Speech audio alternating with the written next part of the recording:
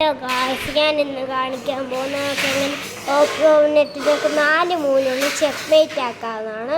നമുക്ക് ആദ്യം നമുക്ക് തുടങ്ങേണ്ട ഇത് രാജാവിൻ്റെ മുമ്പിലിരിക്കുന്നതിനെ എടുത്ത് വേണ്ട ഈ ട്യൂവിലിരിക്കുന്ന പൗനിനെ എടുത്ത് നമുക്ക് ഫോറിലോട്ട് വെക്കണം.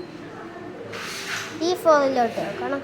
അതെങ്ങനെ ഉണ്ട് ഓപ്പോണറ്റ് ഇങ്ങോട്ട് കളിച്ച് അപ്പം എന്താണ്ട് ഇങ്ങനെ ഇത് അടുത്ത കളിക്ക് എല്ല് പോലും ഒന്ന് ഇട്ട് നിങ്ങളതൊന്നും ശ്രദ്ധിക്കേണ്ട. അത് നമ്മളൊരു പടയാളിയല്ലേ അപ്പോൾ ആ സമയം നമ്മൾ ഇതിനെ എടുത്ത് ഇങ്ങോട്ട് വെക്കണ്ട.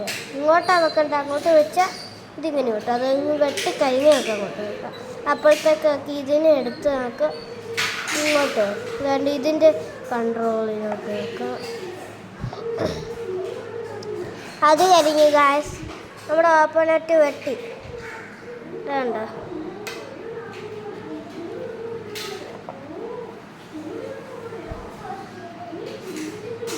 അപ്പം നമ്മൾ നേരെ ഇതിങ്ങോട്ട് കൊണ്ടുവന്ന് വെക്കണം.